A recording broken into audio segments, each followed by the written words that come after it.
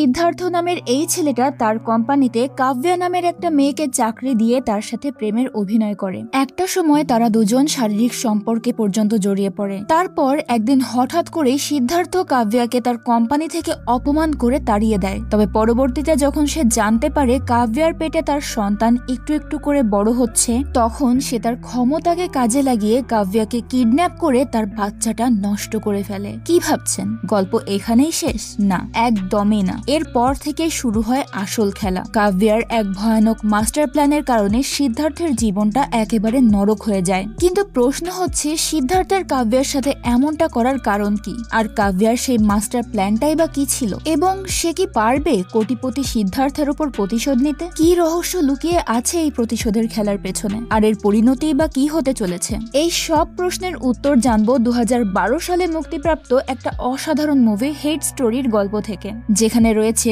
Suspense, twist আর মিস্ট্রিতে ভরা এক প্রতিশোধের খেলা। প্রতিশোধের আগুন কিভাবে একটা মানুষকে জ্বালিয়ে পুড়িয়ে ছারখার করে ফেলতে পারে তার উৎকৃষ্ট উদাহরণ আজকের গল্প। তো এখন আর কথা না বাড়িয়ে আমি মিস বাঙালি এক্সপ্লেনার শুরু করছি আজকের এক্সপ্লেনেশন। গল্পের শুরুতেই আমরা কাব্যা নামের একটা মেয়েকে দেখতে পাই। কাব্যা পেশায় একজন সাংবাদিক। অল্প বয়সেই সে তার ক্যারিয়ারে বেশ সাকসেসফুল। আর হবেই বা না কেন, কাব্যা অত্যন্ত ট্যালেন্টেড একটা মেয়ে। মা, বাবা আর ছোট ভাইকে নিয়ে সুখের সংসার তার। জীবনে এর চেয়ে বেশি আর কি চাই? কিন্তু ওই যে কথায় আছে না, যার যত আছে তার তত বেশি চাই, আর লোভে পাপ, পাপে মৃত্যু। এটা কেন বললাম তা গল্পের শেষে আপনারা নিজেরাই বুঝতে পারবেন। যাই হোক, আমরা মূল গল্পে ফিরে আসি। কাব্যা তার বন্ধু ভিকির সঙ্গে সিমেন্ট্রিক ইনফ্রা নামের একটা কোম্পানির বিরুদ্ধে একটা স্টিং অপারেশন পরিচালনা করছে। অনেকদিন ধরে ওই কোম্পানিতে বিভিন্ন রকম স্ক্যাম চালানো হচ্ছে। তার লক্ষ্য সেই স্ক্যামগুলোকে মানুষের সামনে তুলে ধরা। কাব্যা আর ভিকি সেই স্টিং অপারেশনের মাধ্যমে সিমেন্ট্রিক ইনফ্রা কোম্পানির বেশ কিছু জালিয়াতির তথ্য প্রমাণ জোগাড় করে।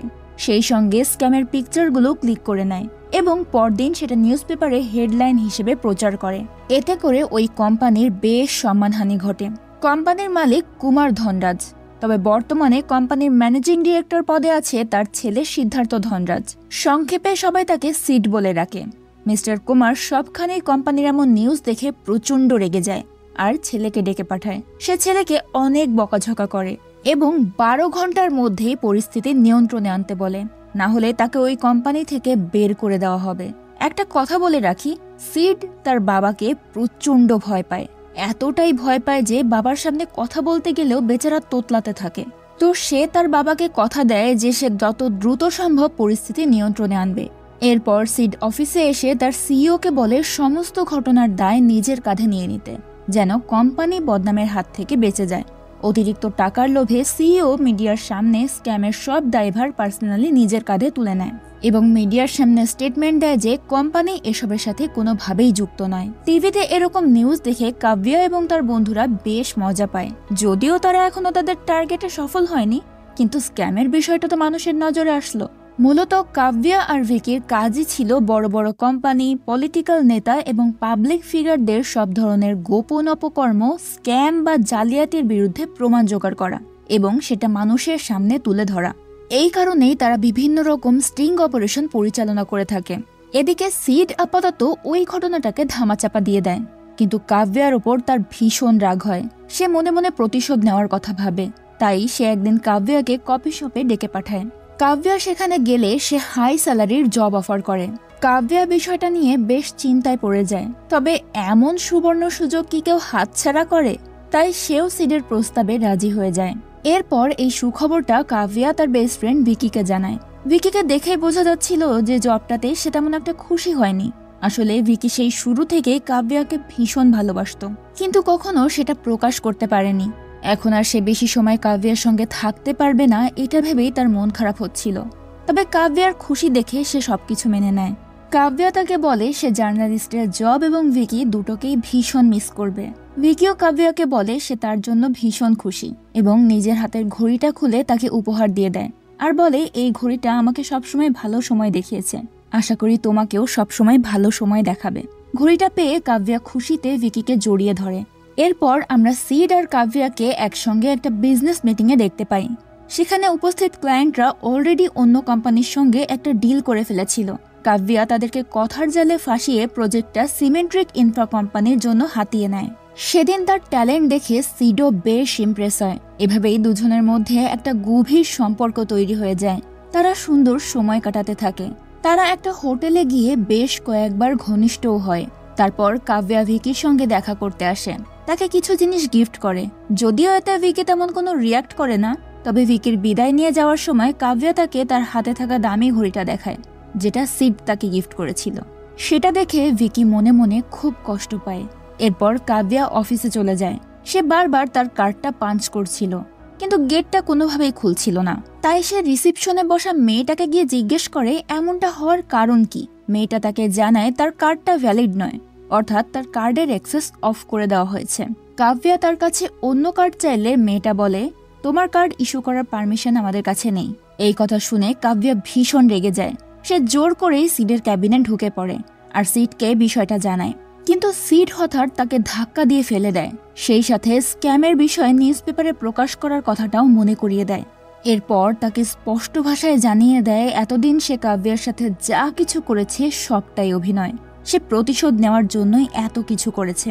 তারপর কাব্যাকে অফিস থেকে বের করে দেয়। প্রচন্ড কষ্ট পেয়ে কাব্যা নিজের সব জিনিসপত্র গুছিয়ে নিয়ে অফিস থেকে বেরিয়ে আসে। তখন ভিকি তাকে সেখান থেকে রিসিভ করে নিয়ে যায়। এর কিছুদিন পর হঠাৎ করে কাব্যা খুব অসুস্থ হয়ে পড়ে। ভিকি তাকে ডক্টরের কাছে নিয়ে গেলে জানতে পারে কাব্যা প্রেগনেন্ট। এই কথা শুনে দুজনেই হতভম্ব হয়ে যায়। ভিকির বুঝতে সময় লাগে না বাচ্চাটা আসলে কার। হসপিটাল থেকে বের হয়ে কাব্যা ভিকিকে রেখেই সিডের বাসায় চলে যায়। সিড তখন সুইমিং পুলে সাঁতার কাটছিল। কাব্যাকে দেখে সে বলে ওঠে, কি ব্যাপার, অনেকদিন পর আসলে? কাব্যা তাকে বলে, তোমার সম্পদ নিয়ে তোমার অনেক অহংকার, তাই না? যদি সেই সম্পদের অর্ধেকটা আমি কেড়ে নেই কেমন হবে তাহলে?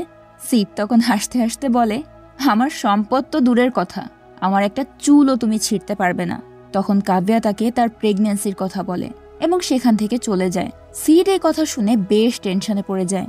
সেই রাতে সে হঠাৎ কাব্যাকে কল করে বলে, আমি যা কিছু করেছি ভুল করেছি, চলো আমরা সবকিছু ঠিক করে নেই। সে ভেবেছিল সিড আসলেই হয়তো বদলে গেছে, কিন্তু না, এটাও সিডের একটা প্ল্যান ছিল। সে তার ভাড়াটে গুন্ডাদেরকে দিয়ে রাস্তা থেকে কাব্যাকে কিডন্যাপ করায়। তারপর শহর থেকে দূরের একটা হসপিটালে নিয়ে গিয়ে তার অ্যাবর্শন করায়। 24 ঘন্টা পর মুমূর্ষু অবস্থায় কাব্যাকে রিলিজ করে দেওয়া হয়। কাব্যা জানতেও পারে না সে এখন কোথায় আছে। সে ওই হসপিটাল থেকে বেরিয়ে একটা বাসে উঠে পড়ে।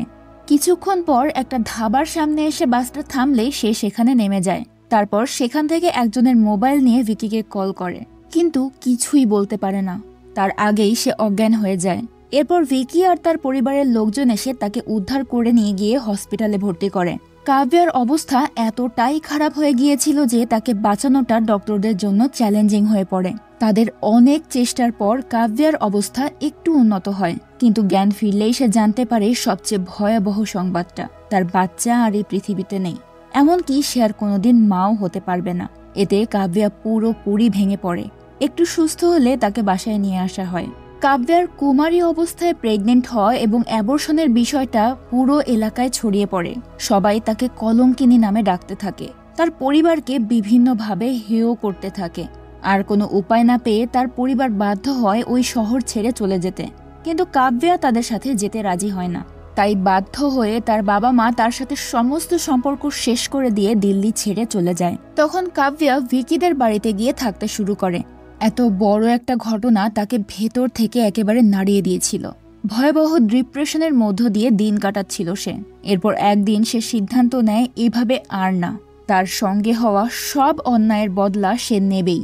এরপর সে একটা নাম করা পতিতা পল্লীতে যায়। সে ওই পল্লীর সর্দারনির সঙ্গে দেখা করে। সর্দারনি তাকে জিজ্ঞেস করে, কিরে, তুই এখানে কেন এসেছিস, কি চাই তোর? কাব্যা তখন তার হাতে থাকা সিডের দেওয়া দামি হীরের আংটিটা দিয়ে বলে, আমার আপনার কুটিরের সবচেয়ে বড় বেশ্যাকে চাই। সর্দারনি তখন তাকে ভৈরবীর কাছে পাঠিয়ে দেয়। এই পেশায় ভৈরবী প্রচন্ড ফেমাস। বড় বড় বিজনেসম্যানরা তার সঙ্গে এসে সময় কাটায়। তো কাব্যা ভৈরবীর কাছে গিয়ে বলে, আমি তোমার মতো হতে চাই, শহরের সবচেয়ে বড় বেশ্যা হতে চাই। আমি তোমার কাছ থেকে সবকিছু শিখতে চাই। আমি জানতে চাই কিভাবে অনুভূতি ছাড়াও যে কোনো পুরুষের সঙ্গে ঘনিষ্ঠ হওয়া যায়। তখন ভৈরবী তাকে বিভিন্ন কলা কৌশল শেখায়, কিভাবে পুরুষদের আকৃষ্ট করতে হয়, কিভাবে তাদের মন জয় করতে হয় ইত্যাদি। এভাবেই শুরু হয় একজন প্রস্টিটিউট হিসেবে কাব্যার পথ চলা। একের পর এক পুরুষের সঙ্গে ঘনিষ্ঠ হতে থাকে সে, সেই সঙ্গে সিডের কোম্পানির সকল ইনফরমেশন জোগাড় করতে থাকে। এরপর আমরা সিমেন্ট্রিক ইনফ্রা কোম্পানির নতুন সিইও রাজদীপকে দেখতে পাই। সে ছিল কাব্যার প্রথম শিকার। কাব্যা রাজদীপের সঙ্গে কোনো একটা বাহানায় দেখা করে এবং তাকে সিডি ইউজ করতে থাকে। মুহূর্তের মধ্যেই তারা একে অন্যের নাম্বার আদান প্রদান করে ফেলে। তারপর কাব্যা রাজদীপকে একটা ফার্ম হাউসে ডিনারের জন্য ইনভাইট করে। রাতে রাজদীপ ডিনারে যাওয়ার জন্য রেডি হচ্ছিল। সেই সময় আমরা রাজদীপের ওয়াইফ অর্চনাকে দেখতে পাই। অর্চনা মানসিকভাবে অসুস্থ, কিন্তু সে তার স্বামীকে প্রচন্ড ভালোবাসে। তো রাজদীপ কাব্যার সঙ্গে দেখা করার জন্য বেরিয়ে পড়ে। কাব্যা তার রূপের জাদুতে অল্প সময়ের মধ্যে রাজদীপকে বশ করে ফেলে। এরপর তার সাথে ঘনিষ্ঠ হয়। ঘনিষ্ঠ হওয়ার সময়কালে সে খুব চালাকি করে রাজদীপের মোবাইল থেকে সকল ডাটা এবং কন্ট্রাক্ট ডিটেলস তার মোবাইলে ট্রান্সফার করে নেয়, যাতে সেখান থেকে সে সিডের কোম্পানির সকল গোপন ইনফরমেশন পেয়ে যায়। সারা রাত রাজদীপের সঙ্গে কাটিয়ে ভোরে সে ভিকির ফ্ল্যাটে ফিরে যায়। ভিকি তখন তার জন্যই অপেক্ষা করছিল। কাব্যা ভিতরে ঢুকলে সে তাকে প্রশ্ন করে, এসব কি চলছে কাব্যা, তুমি কি করছো এগুলো? কাব্যা প্রত্যুত্তরে বলে, মিথ্যা আমি বলতে চাই না, আর সত্যিটা তুমি সহ্য করতে পারবে না, তাই এসব থেকে তুমি দূরে থাকো। কিন্তু ভিকি তার কথা মানতে চায় না, সত্যিটা জানার জন্য জোরাজুরি করতে থাকে। তখন কাব্যা বাধ্য হয়ে তাকে সবকিছু খুলে বলে এবং এই সবকিছু থেকে দূরেও থাকতে বলে। পরদিন কাব্যা সিডের বিরোধী কোম্পানি ডিরেক্টর মিস্টার দেশরাজের সঙ্গে দেখা করে তাকে কিছু গোপন ইনফরমেশন দেয়, তবে তার বিনিময়ে 4 কোটি টাকা দাবি করে। মিস্টার দেশরাজও কাব্যার এই প্রস্তাবে রাজি হয়ে যায়, তাকে টাকাগুলো দিয়ে দেয়। এদিকে কোম্পানির গোপন খবরগুলো লিক হওয়ার কারণে সিডের কোম্পানির বড় একটা লস হয়। সিডের বাবা এবারও তার উপর ভীষণ ক্ষেপে যায়। সিড তার বাবার কাছ থেকে 24 ঘন্টা সময় নেয় যেন আসল কালপ্রিটকে খুঁজে বের করতে পারে। এরপর কাব্যা সিডের সঙ্গে দেখা করতে আসেন। কাব্যাকে দেখে সিড হাসতে হাসতে বলে, আমার আগেই বোঝা উচিত ছিল এই কাজ তুমি ছাড়া আর কে করবে। অর্থাৎ সে বুঝতে পেরেছে এই সমস্ত কিছুর পেছনে কাব্যা রয়েছে। তখন কাব্যা তাকে বলে, মিস্টার সিদ্ধার্থ ধনরাজ গিল, একটা কথা মনে রাখবেন, যখন কোনো মেয়ে নিজের সম্মান রক্ষার বদলে সেটা বিক্রি করে দেয়, তখন সে যে কোনো পুরুষকে কিনে ফেলতে পারে। তার উত্তরে সিড বলে, ইঁদুরের দাঁত সিংহের দাঁতের থেকে ধারালো হতে পারে, কিন্তু আসল শক্তি থাকে হাতের মুঠোয়। এই কথা বলে সে কাব্যাকে কষে এক চড় মেরে দেয়। এতে যেন কাব্যা আরো বেশি প্রতিশোধ পরায়ণ হয়ে ওঠে। এরপর তারা দুজন সেখান থেকে চলে যায়। পরদিন কাব্যা ভিকিকে নিয়ে আসেন নতুন কেনা ফার্ম হাউসটা দেখানোর জন্য। তাকে সে পুরো ফার্ম হাউসটা ঘুরে দেখায়। তখন ভিকি একটু তাচ্ছিল্যের সুরে বলে, বদলা নেওয়ার দেখছি অনেক ফায়দাও আছে। তাতে কাব্যার মনটা খারাপ হয়ে যায়। অন্যদিকে সিড একটা টিম হায়ার করে কাব্যার উপর নজর রাখার জন্য, সেই সাথে এটা খুঁজে বের করার জন্য যে কোন কারণে কোম্পানির এত বড় লস হলো। পরবর্তীতে সে জানতে পারে কাব্যার রাজদীপের সঙ্গে ডেট করছে, তাই কাব্যার উপর সবসময় নজর রাখার জন্য সে তার ভাড়া করা লোকেদেরকে পাঠিয়ে দেয় কাব্যার বাড়িতে সিসিটিভি ক্যামেরা লাগাতে। তার লোকেরা কাব্যার অনুপস্থিতিতে পুরো বাড়িতে সিসিটিভি ক্যামেরা লাগিয়ে আসে। তবে তাদের মধ্যে একজন একটা ছোট্ট ভুল করে বসে, আর সেই ভুলের কারণে কাব্যা বুঝে যায় তার বাড়িতে কেউ না কেউ ঢুকেছিল। তবে সে ব্যাপারটা নিয়ে খুব একটা রিয়াক্ট করে না। এরপর সে আবারও রাজদীপকে নিজের বাড়িতে ইনভাইট করে। রাজদীপ কাব্যার বাসায় গেলে আমরা দেখতে পাই সিড ক্যামেরার মাধ্যমে তাদের উপর নজর রাখছে। কাব্যা রাজদীপকে এবার সত্যি সত্যি পুরো ঘটনা খুলে বলে। সে জানিয়ে দেয় সিডকে বরবাদ করার জন্যই কাব্যা তাকে ব্যবহার করছে। এই কথা শুনে রাজদীপ প্রচন্ড রেগে গিয়ে সেখান থেকে চলেই যাচ্ছিল। তখনই কাব্যা আবারও তার রূপের মোহতে তাকে বশ করে ফেলেন। বলতে গেলে এখন রাজদীপ কাব্যার একেবারে কেনা গোলাম হয়ে গেছে। অন্যদিকে সিসিটিভি ক্যামেরার মাধ্যমে ওপাশ থেকে সিড তাদের এই প্রণয় লীলা দেখে রাগে জ্বলে পুড়ে মরতে থাকে। এরই মাঝে রাজদীপ কাব্যাকে কোম্পানির আরো কিছু গোপন তথ্য বলে দেয়। সেটা শুনে কাব্যাও রাজদীপকে একটা ইনফরমেশন দেয়, তাকে বলে যে এই প্রজেক্টের ডিল এবার সিডের কোম্পানি কোনোভাবেই পাবে না, কারণ অন্য একটা কোম্পানি শুরুতেই এই প্রজেক্টের জন্য 3300 কোটি টাকার বিড করে ফেলেছে। সেটা শুনে সিডের মনে হয় এই ডিল ওর কোম্পানির জন্য নিশ্চয়ই ভীষণ লাভজনক হবে, তাই যে করেই হোক তাকে এই প্রজেক্ট পেতেই হবে। সেই পুরো প্রজেক্টের ব্যাপারে তার বাবাকে বুঝিয়ে বলে। তখন মিস্টার কুমারও প্রজেক্টটা নিতে রাজি হয়ে যায়। প্রজেক্টটা হাতে পাওয়ার জন্য মিস্টার কুমার ক্যাবিনেট মিনিস্টার মালহোত্রার সাহায্য চায় এবং মালহোত্রাও তাকে সাহায্য করতে রাজি হয়ে যায়। এরপর সিড একটু অ্যামাউন্ট কমিয়ে প্রজেক্টের জন্য 3200 কোটি টাকা বিড করে, তাই সে প্রজেক্টটা হাতে পেয়ে যায়। সে যখন খুশি মনে সরকারি দপ্তর থেকে বের হচ্ছিল তখনই সে তার গাড়ির ওপরে একটা সিডি দেখতে পায়, যেখানে কাব্যার একটা রেকর্ডেড ভিডিও ছিল। সিড ওই ভিডিওটা ওপেন করার সাথে সাথেই বুঝতে পারে সে কাব্যার ফাঁদে কত ভয়ঙ্করভাবে ফেসে গেছে। আসলে কাব্যা যে ইনফরমেশন রাজদীপকে দিয়েছিল সেটা মিথ্যে ছিল। সে আগে থেকেই বুঝতে পেরেছিল তার বাড়িতে হিডেন ক্যামেরা লাগানো আছে, আর তাই সে সিডের কোম্পানিকে লস করানোর জন্য প্ল্যানিং করে। সিড বুঝতে পারে তার কোম্পানির কোটি কোটি টাকার লস হতে চলেছে। সে যে কোনো মূল্যে কাব্যার উপর প্রতিশোধ নেওয়ার জন্য হন্যে হয়ে ওঠে। রাগে ক্ষোভে লোক ভাড়া করে রাজদীপকে খুন করায়, আর সেই খুনের দায় কাব্যার ওপর চাপিয়ে দেয়, যে কারণে কাব্যাকে গ্রেফতার করা হয়। এদিকে সিমেন্ট্রিক ইনফ্রা কোম্পানির সিইও এর মৃত্যুর পেছনে এক প্রস্টিটিউটের হাত রয়েছে, এই নিউজ আগুনের মতো সব জায়গায় ছড়িয়ে পড়ে। কোর্টে সিড এমন কিছু প্রমাণ হাজির করে যাতে প্রমাণ হয়ে যায় এই খুনটা কাব্যাই করেছে। তখন কাব্যাকে 14 দিনের রিমান্ডে পাঠানো হয়। কোর্ট থেকে বের হলে কাব্যার নজর পড়ে রাজদীপের বিধবা স্ত্রী অর্চনার ওপর। অর্চনার চোখে সে নিজের জন্য প্রচন্ড ঘৃণা দেখতে পায়। ওদিকে মিস্টার কুমার ধনরাজ এবার কাব্যার উপর সন্দেহ করতে থাকে, কারণ কাব্যাই সে মেয়ে যে তার কোম্পানির বিরুদ্ধে স্টিং অপারেশন করেছিল। তাই সে সিডকে কাব্যার ব্যাপারে সমস্ত ডিটেলস জোগাড় করতে বলে। তবে সিড এবারও কাব্যা আর তার শত্রুতার ব্যাপারে তার বাবাকে জানতে দেয় না। অন্যদিকে রিমান্ডে থাকাকালীন কাব্যা পুলিশ অফিসারকে ব্ল্যাকমেইল করে ক্যাবিনেট মিনিস্টার মালহোত্রার সঙ্গে দেখা করতে চায়।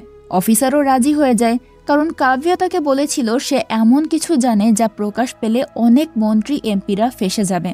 অফিসার বিষয়টা মিনিস্টার মালহোত্রাকে জানালে মালহোত্রা গোপনে কাব্যার সাথে দেখা করতে আসে, কারণ একজন মিনিস্টার একজন প্রস্টিটিউটের সঙ্গে দেখা করতে গিয়েছে এই কথা যদি মিডিয়া জানতে পারে তাহলে কেলেঙ্কারি হয়ে যাবে। তো কাব্যা মালহোত্রাকে বলে রাজদীপ মৃত্যুর আগে এমন কিছু তথ্য দিয়ে গেছে যা প্রকাশ পেলে আপনি ধ্বংস হয়ে যাবেন। আমি কিন্তু রাজদীপকে মারিনি, বরং ওর মৃত্যুর রহস্য জড়িয়ে আছে 400 কোটি টাকার সঙ্গে, যেটা আপনি সিমেন্ট্রিক ইনফ্রা কোম্পানির কাছ থেকে ঘুষ হিসেবে নিয়েছিলেন। এখন সিদ্ধান্ত আপনার, আমরা জেলে একসঙ্গে থাকবো নাকি বাইরে। আমার কাছে কিন্তু সবকিছুর প্রমাণ আছে। এই কথা শুনে মিনিস্টার পরদিনই কাব্যার মুক্তির ব্যবস্থা করে। তো কাব্যা মুক্তি পেয়ে মিনিস্টারের মনোরঞ্জন করতে চলে যায়। এরপর সুযোগ বুঝে সে মালহোত্রার কাছে আবদার করে তাকে যেন ব্যাংকের ডিরেক্টর পদে জব দিয়ে দেওয়া হয়, আর মালহোত্রাও তার কথা মেনে নেয়। পরবর্তী সিনে আমরা দেখতে পাই সিমেন্ট্রিক ইনফ্রা কোম্পানির একটা মিটিংয়ে কাব্যা ব্যাংক ডিরেক্টর হিসেবে যোগ দিয়েছে। সে সবার সামনে সিডের পিতা কুমারকে নাম ধরে সম্বোধন করে এবং কোম্পানির ফাইন্যান্সিয়াল সকল ডকুমেন্টস চায়। সবার উপস্থিতিতে নিজের নাম ধরে ডাকাটা কুমার ধনরাজের জন্য বেশ লজ্জাজনক ছিল, তাও আবার একজন প্রস্টিটিউটের কাছ থেকে। কুমার তার ছেলের ওপর প্রচন্ড ক্ষেপে যায় আর তার কাছে সত্যিটা জানতে চায়। তখন সিড তার বাবাকে অতীতের সব ঘটনা অর্থাৎ কাব্যার প্রেগন্যান্সি এবং অ্যাবর্শন সম্পর্কে সবকিছু খুলে বলে। তখন তার বাবা বুঝতে পারে কেন কাব্যা এতটা ডেসপারেট হয়ে উঠেছে। কুমার তার ছেলেকে সাবধান করে দেয় যেন পরবর্তী মিটিংয়ে কোনো ঝামেলা না হয় এবং যত দ্রুত সম্ভব এই ম্যাটার সলভ করতে বলে, না হলে সিডের কোম্পানি পুরোপুরি ধ্বংস হয়ে যাবে। তখন সিড তার বাবার কাছে প্রতিজ্ঞা করে সে সব কিছু ঠিক করে ফেলবে। ওদিকে কাব্যা সিডের কোম্পানি সব ডকুমেন্ট হাতে পেয়ে গেলে বুঝতে পারে এতে কিছু একটা গন্ডগোল আছে। সেগুলো খুঁজে বের করার জন্য সে তার বন্ধু ভিকির কাছে সাহায্য চায়, কিন্তু ভিকি তাকে সাহায্য করতে মানা করে দেয়, কারণ কাব্যার এই নতুন রূপ আর তার লোভ ভিকি মেনে নিতে পারছিল না। সে শুরু থেকে ভিকি তাকে ভালোবাসে, কিন্তু কাব্যা কখনোই তার অনুভূতি বোঝার চেষ্টা করেনি। প্রতিশোধের নেশায় মেয়েটা এতটাই নিচে নেমে গেছে যে ভিকি এখন তার দিকে লজ্জায় তাকাতেও পারে না। তবে ভিকির এমন অদ্ভুত আচরণের কারণ কাব্যা বুঝতে পারছিল না, কারণ সে তো ভিকিকে এখনো বেস্ট ফ্রেন্ড ভাবে। কাব্যা তাকে বারবার জিজ্ঞেস করতে থাকে যে সে এমনটা কেন করছে। তখন ভিকি তাকে বলে দেয় সে তাকে ভালোবাসে, সবসময় ভালোবেসে এসেছে, কিন্তু আজকের এই কাব্যার দিকে সে তাকাতে পারছে না। তাই তার এই আলিশান ফ্ল্যাট, চাকরি আর শহর সবকিছু ছেড়ে সে চলে যাচ্ছে। এই কথা বলেই ভিকি সেখান থেকে চলে যায়। কিন্তু পরদিন সে আবারও ফিরে আসে কাব্যাকে সাহায্য করার জন্য। যত যাই হোক না কেন, ভালোবাসার মানুষটাকে কি একা ছেড়ে দেওয়া যায়? তো ভিকি ওই ডকুমেন্টগুলো চেক করার সময় একটা অদ্ভুত ব্যাপার লক্ষ্য করে। সে দেখতে পায় সিমেন্ট্রিক ইনফ্রা কোম্পানির আন্ডারে ফ্যাক্টরির পরিমাণ যত বাড়ছে, বিদ্যুৎ বিলের পরিমাণ ততই কমছে। এদিকে সিডের পকেট প্রতিনিয়ত ভারী হয়ে যাচ্ছে বিভিন্ন প্রজেক্টের কারণে। তখন তার কাছে সবকিছু পানির মতো পরিষ্কার হয়ে যায়। আসলে এই সব কোম্পানির ফ্যাক্টরির বাস্তবে কোনো অস্তিত্বই নেই, তারা শুধুমাত্র ওই কাগজে কলমে পর্যন্তই সীমিত। অর্থাৎ এই পুরো সিমেন্ট্রিক ইনফো কোম্পানিটাই একটা স্ক্যাম। এটা জানার পর ভিকিরা দুজন মিলে ওই কোম্পানি এবং সিডের জালিয়াতির বিরুদ্ধে অনেক প্রমাণ জোগাড় করে। তারা জানতে পারে বন্ধ ফ্যাক্টরির বিভিন্ন খরচ দেখিয়ে কোম্পানি অনেক অনেক টাকার ট্যাক্স চুরি করেছে। এদিকে সিড লোক ঠিক করে কাব্যাকে আটকানোর জন্য। তারা ভিকিকে কিডন্যাপ করে। মিটিং এর দিন যখন কাব্যা তার কার নিয়ে বের হচ্ছিল, তখন এই কারের ওপর একটা সিডি দেখতে পায়। সিডিটা ওপেন করলে সে জানতে পারে সিডের লোকেরা ভিকিকে আটকে রেখেছে। সে বুঝতে পারে এখন যদি সে প্রমাণগুলো নিয়ে মিটিং এ যায় তাহলে ওরা ভিকিকে মেরে ফেলবে। ওদিকে কিছুক্ষণের মধ্যে মিটিং শুরু হয়, যেখানে অন্যান্য কোম্পানির লোকেদের সাথে মিডিয়ার অনেক লোকজনও উপস্থিত ছিল। কাব্যা বুঝে উঠতে পারছিল না সে এখন কি করবে। এরই মাঝে ভিকি কোনোভাবে সিডের লোকেদের হাত থেকে পালিয়ে যায়, আর কাব্যাকে ফোন করে জানায় যত দ্রুত সম্ভব প্রমাণ নিয়ে মিটিংয়ে যেতে। সেটা শুনে কাব্যা দ্রুত চলে যায় মিটিংয়ে। এরপর সবার সামনে সিমেন্ট্রিক ইনফা কোম্পানির পুরো জালিয়াতির তথ্য তুলে ধরে। সেই সাথে মিডিয়ার সামনে সিডকে এক্সপোজ করে দেয়। সিডের বিরুদ্ধে চারিদিকে ছিছি পড়ে যায়। মিডিয়ার তোপের মুখে পড়ে বেচারা মিটিং থেকে বেরই হয়ে যায়। অবশেষে কাব্যা নিজের লক্ষ্য পৌঁছাতে সফল হয়। সমস্ত নিউজ চ্যানেলে সিমেন্ট্রিক ইনফ্রা কোম্পানির স্ক্যামের নিউজ প্রকাশিত হয়। অর্থাৎ এবার আর সিডের বাঁচার কোনো চান্স নেই, যে কোনো সময় সে গ্রেফতার হতে পারে। আর কোনো উপায় না দেখে সিড গিয়ে তার বাবার কাছে সাহায্য চায়, কিন্তু মিস্টার কুমারও তাকে কোনো ধরনের সাহায্য করতে রাজি হয় না। উল্টো নিজের অন্যান্য সব কোম্পানির শেয়ার থেকেও সিডকে বের করে দেয়। সিড তখন হতাশ হয়ে বলে, বাবা, তোমার কাছে কি সম্পর্কের কোনো মূল্য নেই? তখন তার বাবা তাকে বলে, না সিড, সম্পর্কের কোনো মূল্য নেই, আর এটা আমি তোমার কাছ থেকেই শিখেছি। এই কথা বলেই সে চলে যায়। সিড একসময় নিজের সন্তানকে মায়ের গর্ভে থাকা অবস্থায় হত্যা করিয়েছিল, আর আজ তার প্রতিদান স্বরূপ তার বাবা তাকে ছেড়ে চলে গেল। সৃষ্টিকর্তার বিচার খুব সুন্দর, তাই না? সিড বুঝতে পারে তার কাছে বাঁচার আর কোনো উপায় নেই, তাই সে সুইসাইড করার সিদ্ধান্ত নেয়। কিন্তু তার এই প্ল্যানটাও সাকসেসফুল হয় না। সে যখন নিজেকে শুট করতে যায় তখন বন্দুক থেকে গুলি বেরোয় না, কারণ কাব্যা আগে থেকেই সব গুলি সরিয়ে ফেলেছিল। সে সিডকে বলে, কাউকে ধ্বংস করতে হলে তাকে জীবিত রাখা প্রয়োজন, মৃত্যু তো যন্ত্রণা থেকে মুক্তি দিয়ে দেয়। আসলে এই কথাটা সিড তাকে সেই ঘড়িটা দেওয়ার সময় বলেছিল। সিড বারবার তার কাছে গুলি চাইতে থাকে, কিন্তু কাব্যা কিছু না বলেই সেখান থেকে চলে যায়। ততক্ষণে পুলিশও সেখানে পৌঁছে যায় আর সিডকে গ্রেফতার করে নেয়। সেদিনও ভিকি কাব্যাকে রিসিভ করতে এসেছিল। কাব্যা ভিকিকে নিয়ে শেষবারের মতো তার ফার্ম হাউসে যায়, কারণ সেখানে ভিকির দেওয়া সেই ঘড়িটা ছিল। সে ভিকিকে বাইরে দাঁড় করিয়ে রেখে ভেতরে চলে যায়, কারণ সে চাচ্ছিল না ভিকি এই নরকে দ্বিতীয়বার পা রাখুক। তো কাব্যা যখন ভিকির দেওয়া ঘড়ি এবং অন্যান্য জিনিসপত্র নিয়ে সেখান থেকে বের হচ্ছিল, তখনই সেখানে রাজদীপের স্ত্রী অর্চনাকে দেখতে পায়। অর্চনা কোনো কথা না বলে কাব্যাকে লাগাতার গুলি করতে শুরু করে এবং কাব্যা সেখানেই মারা যায়। গুলির আওয়াজ শুনে ভিকি দৌড়ে ভেতরে এসে এই অবস্থা দেখে একেবারে হতবাক হয়ে যায়।